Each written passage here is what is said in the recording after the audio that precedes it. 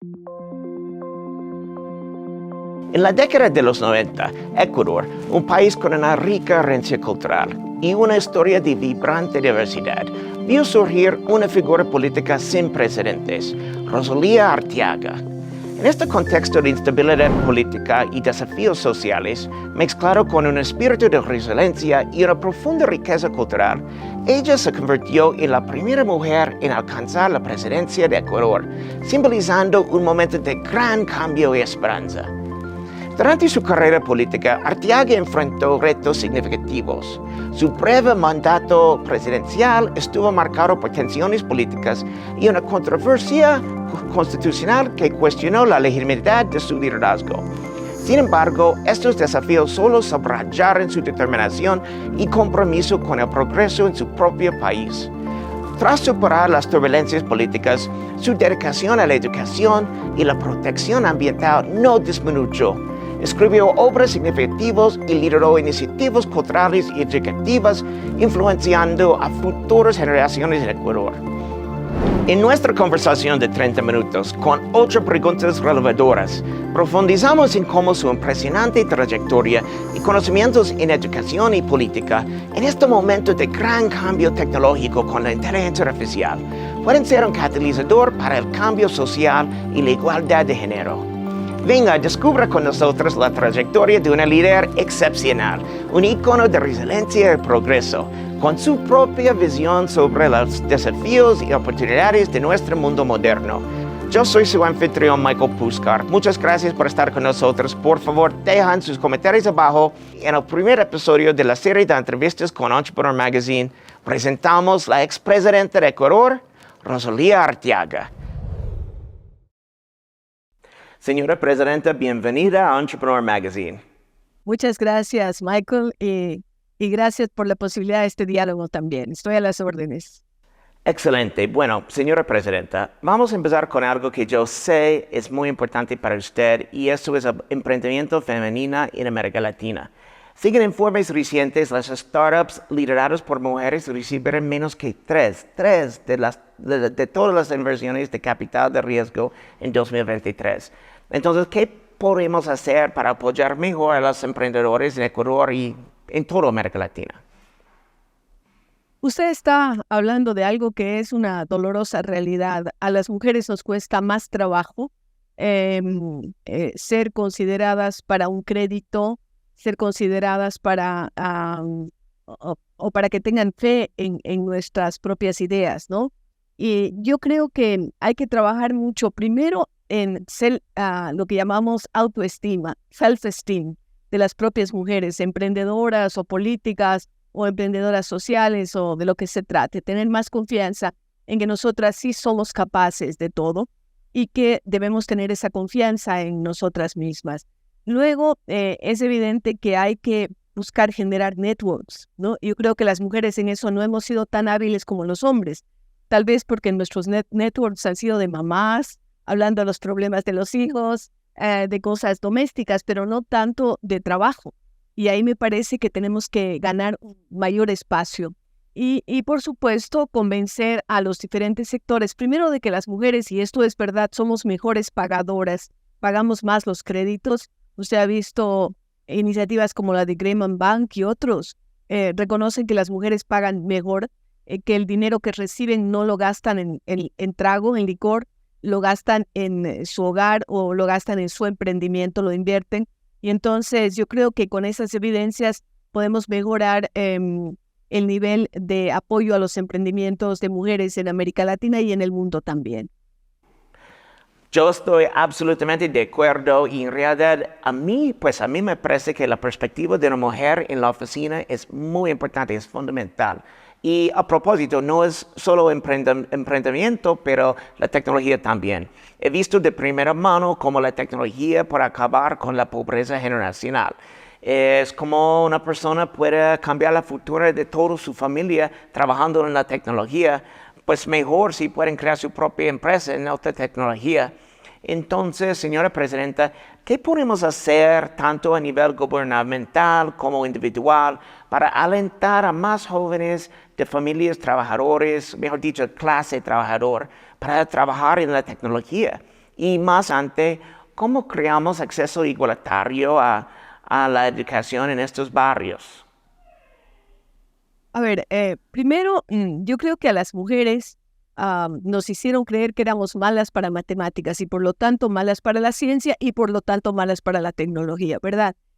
Porque más niños se dedicaron a temas que tienen que ver con las ingenierías, que tienen que ver con las matemáticas, la física, la química. Yo creo que eso está cambiando.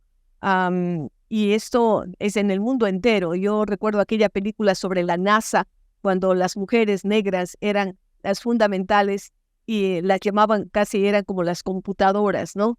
Porque hacían un trabajo que en esa época no hacía ningún hombre. Entonces, hay que quitar ese mito de que las mujeres no somos buenas para las ciencias y hay que dar incentivos desde pequeñas a las niñas con educación adecuada a STEM, ¿no? De ciencia, tecnología, ingeniería y matemáticas.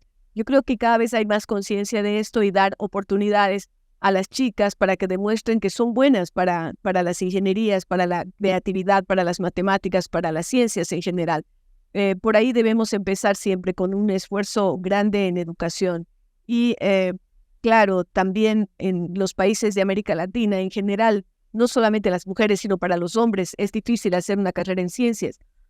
Cuando usted se pone a ver cuántos premios Nobel en ciencias hay en Israel, que es un país de este tamaño, pequeñito, y cuántos premios Nobel hay en toda América Latina, usted se da cuenta que es imposible comparar.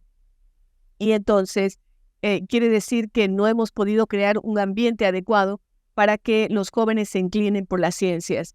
Hay que trabajar duro desde el sector educativo, pero también desde el empresarial, abriendo las empresas a temas como educación dual, dando la oportunidad a chicos y chicas para que empiecen a hacer sus prácticas preprofesionales desde muy temprano y así poder tener un mayor éxito cuando ya estén en el mundo laboral. Pues de nuevo, completamente de acuerdo y lo real es que la tecnología está cambiando eso, ¿cierto? Está dando más acceso a personas independientes. Si viven en barrios pobres o áreas rurales, ya pueden acceder a un mejor nivel de educación, ¿verdad? Pues en Ecuador me imagino que ustedes están aprovechando eso, ¿verdad? Sí, mire, yo diría, y en mi caso particular, nosotros como Fundación Fidal, que es una fundación que la creamos hace 25 años, tenemos un programa que se llama STEM. Le hemos puesto antes la E de ética, ética, ciencia, tecnología, ingeniería y matemáticas, porque la ciencia sin ética nos puede llevar también a cualquier desastre. Nosotros adoptamos un currículum y en un acuerdo con la Academia de Ciencias de Nueva York venimos trabajando fuertemente en desarrollar carreras STEM y vocaciones STEM, por un lado. Por otro lado, yo soy presidente en Ecuador de la UNIR, de la Universidad Internacional de La Rioja, que es una universidad totalmente online. ¿Y qué pretende esta universidad? Precisamente dar opciones a gente que está en las zonas periféricas, en lo rural o en ciudades pequeñas y que no pueden tener acceso, por ejemplo, a hacer una maestría para que lo hagan. De esa manera vamos incrementando la masa crítica y teniendo un nivel más amplio de gente que pueda dedicarse a carreras que tengan que ver con la innovación.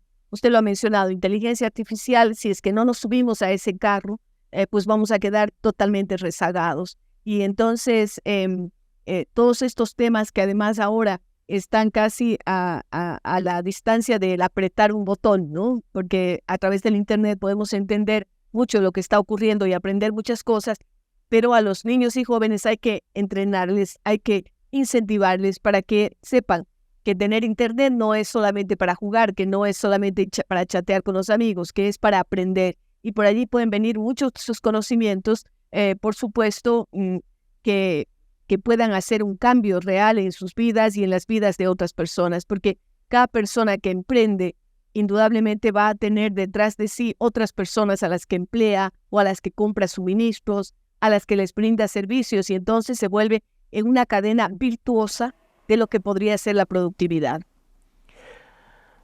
Pues es cierto, y en mi caso, por ejemplo, en mi equipo ejecutivo, yo tengo esperanza que todos ellos eventualmente creen sus propias empresas. Bueno, señora Presidenta, yo quiero tocar el tema de la corrupción, que para mí parece ser un problema sistemático, no solo en Ecuador, obviamente, sino en la mayoría de los países en América Latina. Es como, pues para mí, un impuesto en todos los ciudadanos que respetan la ley, La otra cosa es que erosiona mucho la fe en nuestras instituciones. Recientemente usted escribió un artículo de opinión, obviamente, sobre cómo la educación cívica y el pensamiento crítico en las escuelas conducirán directamente a una reducción de la corrupción. Yo quiero darle la oportunidad de explicar su proceso de pensamiento y para abogar por este enfoque. Y específicamente, ¿cómo visualiza que la educación cívica y ética molde las actitudes y acciones de las futuras generaciones en una manera que contrarresta activamente las prácticas corruptas? Yo he dicho en varias oportunidades que la democracia tiene dos cánceres, diríamos así. El uno es la corrupción, porque efectivamente se pierde la fe en las instituciones y se cree que todo vale. Y el otro es la pobreza, las asimetrías enormes que existen en nuestro continente con gente que tiene prácticamente nada y gente que tiene demasiado. Entonces, yo creo que hay que encontrar esos justos medios y para ello el mejor remedio es la educación. La educación sola no basta, estamos conscientes de ello porque además la educación es a mediano y largo plazo. Usted no puede educar hoy y mañana tener resultados. Esto es un proceso que tiene que ir desde la casa, con los padres que den buenos ejemplos, que tiene que estar muy afianzado en la escuela, con los profesores y luego en los diferentes niveles educativos. Pero también tiene que ver con los medios de comunicación, ¿no? Tiene que ver con la clase política. Por ejemplo, y creo que esto también es un mal en Colombia, donde usted vive, el tema de las narconovelas le hace un daño horrible a nuestros países, sobre todo a nuestros jóvenes. Narconovelas que están reflejando forma fácil de hacer dinero, de tener acceso a muchos lujos y también el tema de la violencia. Entonces, creo que la educación es multidimensional, tiene varias aristas y tiene que contar con muchos aliados. Por supuesto, también la justicia y quienes hacen las leyes, porque por un lado necesitamos que hayan buenas leyes y por otro lado jueces que no sean corruptos, porque si no los delincuentes delinquen, son apresados e inmediatamente salen libres porque los dan un habeas corpus, porque les da una libertad condicional y vuelven a delinquir, porque casi todos los que se capturan son reincidentes y esto demuestra que no ha habido ninguna reeducación, ningún proceso, ninguna penalidad que realmente les esté afectando. Entonces, hay todo un conjunto de acciones, pero la base de todo tiene que ser una educación de calidad en donde demos valores y no solamente hablemos de valores, sino que demos testimonio de ello. Y usted puede tener una clase de ética, pero también es importante que todos los profesores en sus materias puedan dar ejemplo y hablar de ética, porque alguna vez me ha pasado, yo recorro mucho escuelas y colegios, y por ejemplo algún profesor de matemáticas me decía, pero ¿cómo enseño ética yo en las matemáticas? Digo, usted puede tener ejemplos maravillosos, usted puede enseñar la resta o sustracción y decir que Juanita tiene 5 manzanas y Pepito le roba 3. El resultado es 2, porque 5 menos 3 igual a 2. Usted le enseñó una operación matemática, pero le enseñó un antivalor. Pero si usted dice que Juanita tiene 5 manzanas y le regala 3 a Pepito, usted enseñando la misma respuesta, 2. El resultado es 2 porque ella se queda con 2 manzanas, pero al mismo tiempo le enseñó el valor de compartir o de la solidaridad. Entonces, en cualquier materia, usted puede enseñar valores y puede hablar de cosas que tienen que ver con la ética, que tienen que ver con la honestidad, sin necesidad de tener una asignatura específica, porque a veces decimos, bueno, 1 hora a la semana de ética y sacamos muy poco con esa hora a la semana. De pronto, los chicos ni prestan atención, pero si cada profesor, el de física, el de educación física, el de matemáticas, está poniéndole ejemplos cargados de ética, pues vamos a encontrar que rápidamente podemos cambiar a esa sociedad corrupta y muy pobre en valores en una sociedad mucho más ética. Bueno, yo creo que a veces hay una clase de personas, digamos, personas de clase alta, que no creen que es en su interés para educar a la sociedad. ¿Usted está de acuerdo que nos toca enseñarles que es para sus beneficios, que todo el pueblo está educado? Sí, nadie puede ser muy beneficiarse tanto en medio de un país que sea inseguro o violento, por ejemplo. Entonces, finalmente, todos vamos a pagar, porque tal vez sus hijos, por más que usted tenga mucho dinero y tenga guardaespaldas, no van a poder ir a jugar en un parque porque pueden ser secuestrados, porque pueden ser violentados. Entonces, es un flaco servicio el que se hacen a sí mismos cuando no están prestando atención en vivir en una sociedad que sea mejor para todos. Bueno, señora presidenta, usted también mencionó la inteligencia artificial y yo quiero hablar con usted acerca de eso, como es mi campo, es algo que me importa mucho. La inteligencia artificial está revolucionando varios sectores a nivel mundial y está presentando tantos desafíos como oportunidades notables. Vamos a centrarnos en este momento en los aspectos positivos.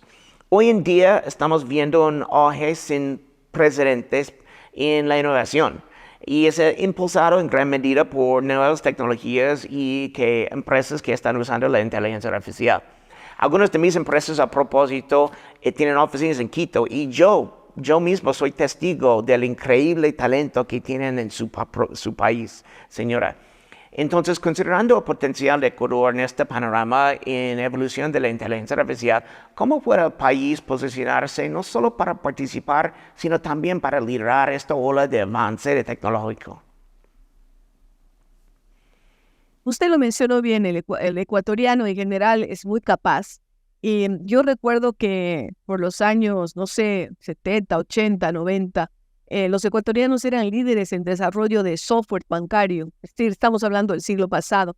E inclusive fue, por ejemplo, el primer país de América en tener cajeros automáticos, ¿no? Cosas que ahora nos parecen tan normales, pero en esa época eran una total innovación. Ecuador tiene algunas empresas, algunas que empezaron como startups, como Kruger, por ejemplo, que ahora están exportando servicios y tienen oficinas. Es una especie de pequeña multilatina nacida en Ecuador. Y yo creo que hay muchísimo talento en los jóvenes. Lo importante, como usted decía, es que no sean solo consumidores de tecnología, sino que sean creadores. Nosotros sabemos que inteligencia artificial puede dar una serie de ventajas, nos puede ahorrar mucho tiempo, puede darnos soluciones. Además, ahora o mucho se hace en trabajo en equipo. Usted ve, por ejemplo, cuando se descubrió la vacuna contra COVID-19, fueron trabajos de equipo y muchas veces en diferentes países.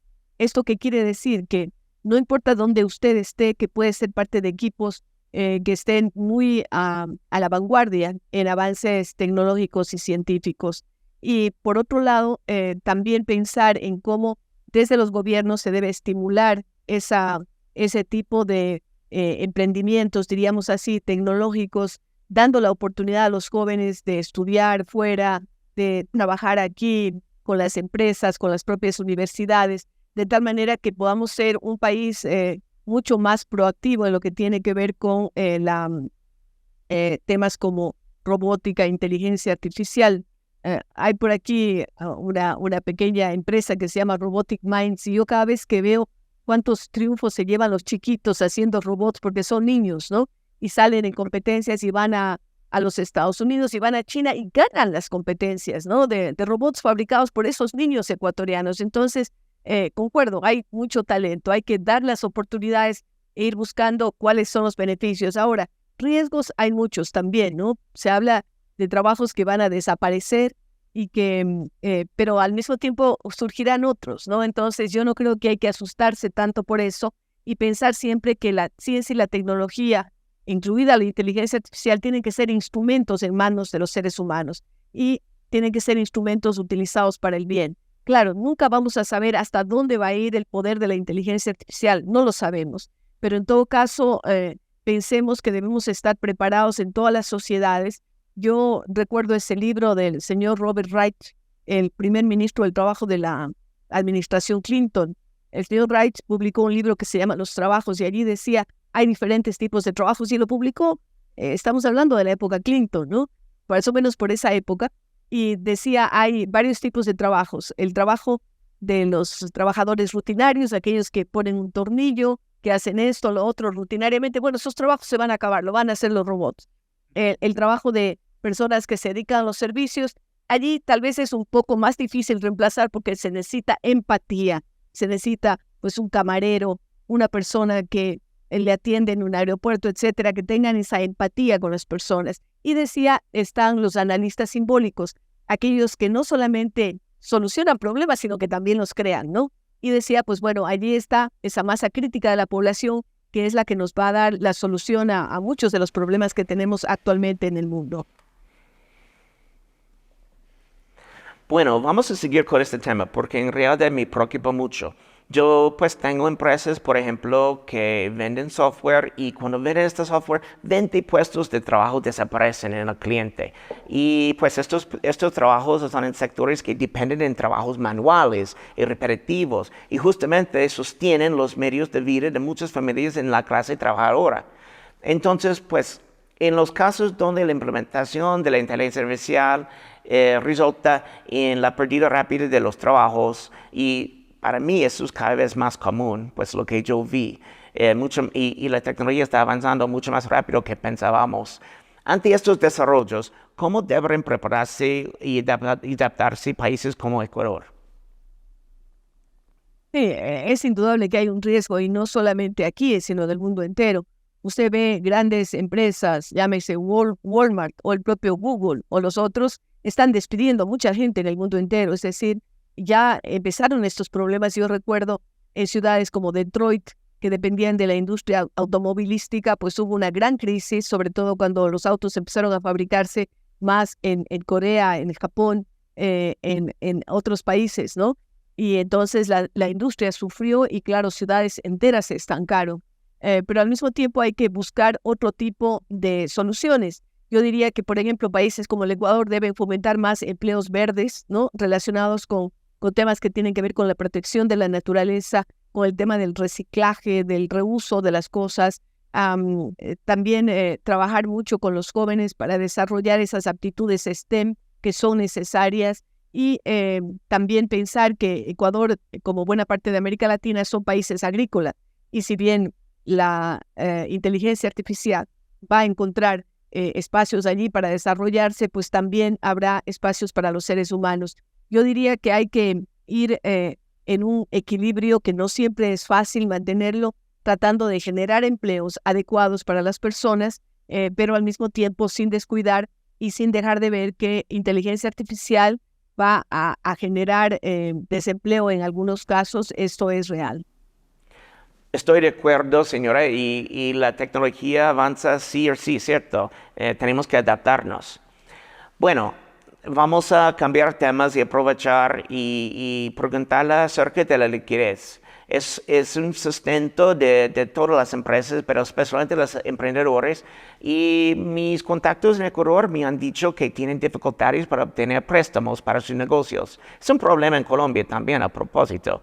Cuando obtienen estos préstamos es con un interés superior de 16% anual, cuando la tasa de fondos federales para el dólar en Estados Unidos es 5%. ¿Le gustaría ver a los bancos en Ecuador prestar más a nuevas empresas, particularmente a empresas lideradas por mujeres? ¿Y usted cree que tal vez es tiempo que Ecuador vuelva a una moneda nacional? Yo no soy partidaria de regresar a una moneda nacional porque desafortunadamente los políticos ecuatorianos tienen la tentación de hacer lo que ha hecho Argentina en estos últimos tiempos, imprimir billetes. Y así como la corrupción es un impuesto grave para las poblaciones, también la inflación es el peor impuesto que puede tener sobre todo los sectores populares que no tienen cómo protegerse. De que los bancos deben prestar con menores tasas de interés, estoy de acuerdo. Hay algunas líneas que han sido puestas al servicio de emprendedores. Algunas líneas, por ejemplo, entre bancos ecuatorianos y el Banco Interamericano de Desarrollo, que ha entregado recursos a la banca para que se preste a menores tasas de interés y dando preferencia a las mujeres. Hay algunas organizaciones como la Alianza para el Emprendimiento y la Innovación, la AEI, que está apoyando a los emprendedores. Hay alguna gente también que está trabajando con Capital Ángel. Hace no mucho entrevisté porque yo tengo un programa de televisión también todas las semanas, entrevisté a una joven ecuatoriana que está trabajando con varios emprendimientos, apostando a esto a través de facilitación de recursos, pero no es suficiente. Estoy convencida de que se puede hacer mucho más y allí pues tiene que haber un trabajo tanto el sector privado como el sector público. El sector público ecuatoriano a través de uno de los bancos, Banco del Estado, me parece, estaba dando, y CONAFIPS estaba dando créditos muy baratos, creo que al 1% para agricultores, para mejorar al 1%. Y esto no sé si lo mantenga el actual gobierno porque acabamos de cambiarlo, pero esto sí puso en manos de agricultores dinero mucho más barato. Hay algunas líneas, yo creo que se tiene que seguir explorando y uno de los problemas más serios que ha tenido el Ecuador es que es un país poco bancarizado, es decir, que mucha gente no recurre al banco, recurre al chulquero y eso es lo peor, porque allí sí las tasas son brutales, les cobran intereses por día, por semana, altísima. Entonces, siempre será mejor recurrir a un banco. También el Ecuador es un país con muchas cooperativas y creo que allí hay condiciones un poco mejores para endeudarse. También yo creo que los emprendedores lo primero que tienen que buscar es el dinero más cercano, que a veces son de sus propios familiares, ¿no? Que hacen una especie de crowdfunding para apoyar a un emprendimiento y esto lo hemos visto, siempre ha dado resultados interesantes. Por supuesto, actuando con honestidad y sin que uno quiera estafar a otro o quedarse con el dinero de otra persona. Pero sí hay algunos mecanismos y yo creo que están creciendo el número de bancos que están dando créditos con tasas más bajas de interés aliados con el Banco Interamericano de Desarrollo. Sí, porque usted sabe bien, si mi empresa puede recibir un préstamo, por ejemplo, yo puedo contratar más gente. Esta gente puede pagar más impuestos. Ellos gastan este dinero en el mercado, mejorando la economía. Es un ciclo, ¿cierto? Y pues claro, pueden prestar demasiado y eso es otro problema, pero este tipo de cosas creo que puede ser en Ecuador para que la gente use más el sistema bancario o simplemente deberían prestar más a los bancos o ¿qué piensa usted? Bueno, como hemos dicho, debe crecer el crédito para mujeres, que además somos mejores pagadoras. Debe crecer el crédito para sectores de emprendimientos. Esto es real, no para créditos de consumo, pero desgraciadamente es algo que se ha dado mucho en el Ecuador. Crédito de consumo es para comprar algo que la gente quiere, un carro o algo que no es para su trabajo, sino que es para tal vez su disfrute, pero no se dan cuenta que eso se deteriora y finalmente pierde ese bien y pierde el dinero y no le quedan más que deudas, ¿no? Entonces eso es muy grave. Yo creo que sí tiene que enfocarse hacia segmentos de la sociedad que están más necesitados que otros y también que pueden tener mejores rendimientos a un plazo más corto. Bueno, señora presidenta, solo tenemos 4 minutos más y quiero preguntarle acerca de los programas como Startup Chile, Ruta N, que tenemos acá en Medellín, Colombia, que han sido catalizadores para un cambio enorme en sus respectivos países. De hecho, yo mismo vine a Colombia en 2010 por la invitación de ACI Medellín y he creado muchas empresas, mucho empleo y pues la pregunta es si usted ve que los empresarios internacionales jugando un papel en Ecuador. Sí, claro que lo veo. Lo importante es que vengan y que sientan que el país les ofrece oportunidades.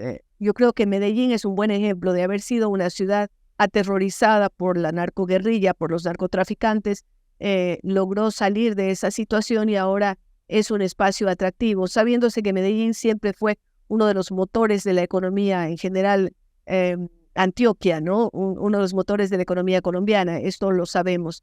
Pero en el caso ecuatoriano yo diría que hay que buscar tranquilizar a los diferentes sectores, sobre todo en temas de seguridad, porque Ecuador ofrece ventajas importantes por su biodiversidad, por las habilidades de la gente para poder aprender rápidamente y, por supuesto, un mercado que si bien no es enorme, pero que al ser parte, por ejemplo, de la comunidad andina, al tener acuerdo de libre comercio ya con la comunidad europea y actualmente firmándose con China, con Corea también, me parece que por allí pueden surgir algunas grandes oportunidades también para emprendedores internacionales. Qué bien. Bueno, por lo último, yo me gustaría pasar a un segmento de preguntas rápidas. Son 2 minutos total, pues respuestas rápidas. Eso es para que la gente pueda conocerla más. Listo, 6 preguntas nada más. Ok, empezamos. Bueno, primera pregunta. ¿Qué es algo que le sorprendió sobre ser vicepresidenta o presidente de Ecuador? La responsabilidad enorme de ser la primera mujer en esos cargos en el Ecuador. ¿Qué figura de la historia ecuatoriana admira más y por qué? Manuela Sáenz, porque creo que fue una mujer valiente, que fue una de las protagonistas de la independencia americana. Aparte de Ecuador, ¿qué país del mundo admira más y cree que podríamos aprender de él? Bueno, hay países que fueron muy pobres antes, como Corea, como Taiwán, como Israel. Yo creo que hay mucho que aprender. Ellos invirtieron en educación, sobre todo. Ok, más difícil, pero una empresa para observar en América Latina. Puede ser Ecuador, puede ser otro país en América Latina.